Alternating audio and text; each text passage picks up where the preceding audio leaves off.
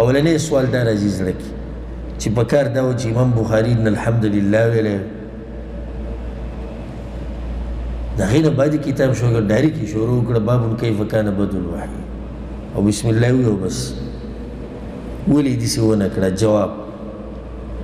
بعض علماو دا جواب کړی دی کوم حدیثونو کې چې دا راغلي دي چې خطبه شروع کوي نو په اوله کې به ان الحمدلله او دا خطبه وایي دا د هغه د معیار مطابق برابر نه دي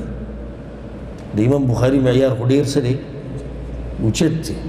خو دا خبره کمزوري ده صحیح خبره چې حدیثونه صحیح دي مشهور جواب دا دی چې امام بخاري رحمه الله د کتاب د راجمع کولو په وخت کې دغه د ځان سره به ویلي دلته ذکر نه کړه لکه دا د هغه استاد امام احمد بن حنبل رحمه الله هغه هم دا طریقه ده هغه لیکي نو خو په خوله به یې ویله امام بخاري به هم دا حمد او ثنا ویلي خو دلته لیکلي نه ده یو جواب یې دا دی بعضو یې دا جواب کړی دی چې قرآن شروع چې شوي ده هغه څنګه شوي ده اقرأ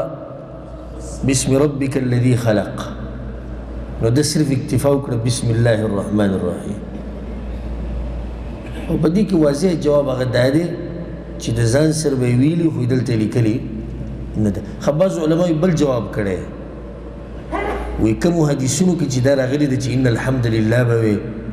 او غایتونه به وي نو هغه د خطبو په باره کې ده او چې کله به پیغمبر صلی الله علیه وسلم چاته خط لیکو نو به یې کې به دقه لیکل بسم الله الرحمن الرحیم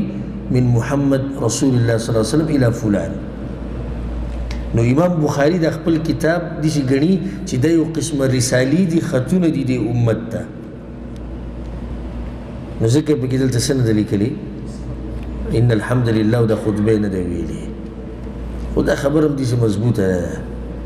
ځکه چې دغه حدیثونه خاص کول په هغه خطبې پورې چې په خوله باندې ویلی کېږي دا کمزوري خبره ده